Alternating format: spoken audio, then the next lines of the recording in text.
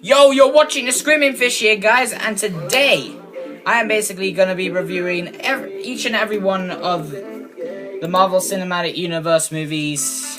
Here's my little bro.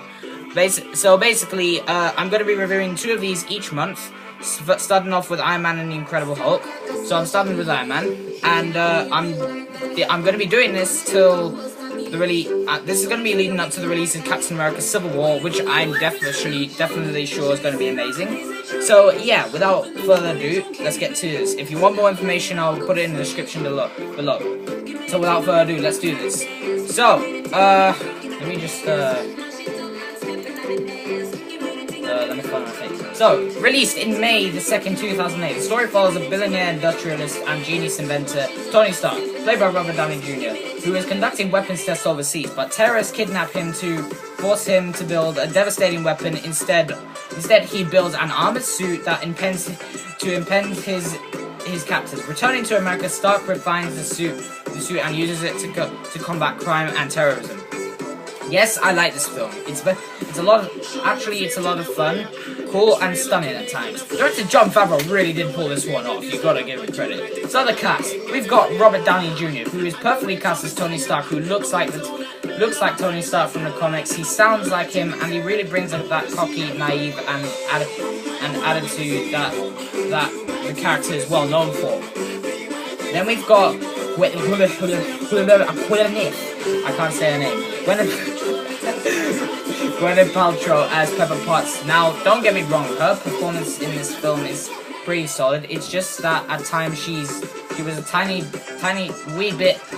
little bit annoying, as her screaming and her pathetic attempts to look scared didn't really satisfy me on that part.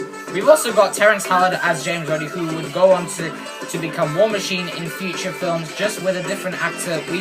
We've got Jeff Bridges as Obadiah Stane / Ironmonger.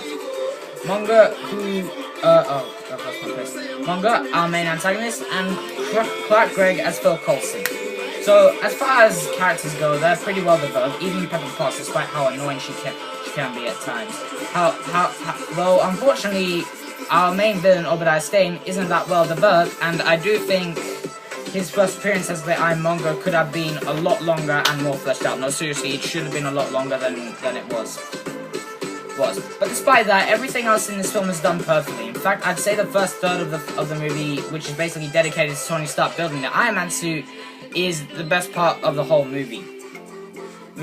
Seeing how he puts together the suit piece by piece alone is amazing. Not just because it gives a better understanding of how the suit works, though that does add to it, because it fleshes out the character even more. Iron Man's suit in this film is the most comic book accurate in its design.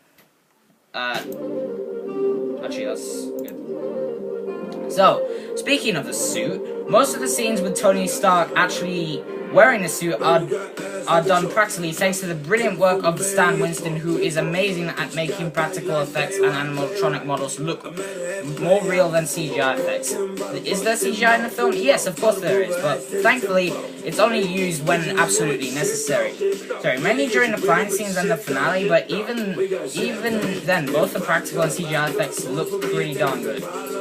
So, like all MCU films, this being the first, we have an end credits scene, which featured Tony Stark meeting Samuel L. Jackson as Nick Fury, who hands him a folder about the Avengers Initiative. Not only did this confirm that Iron Man wasn't the only superhero in that universe, but it also confirmed that in the near future we will be getting an Avengers movie.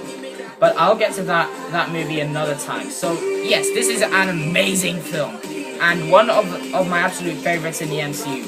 I give it an 8 out of 10, despite an underdeveloped villain. This film is one of the best superhero films ever made, and will indeed be remembered for a very long time.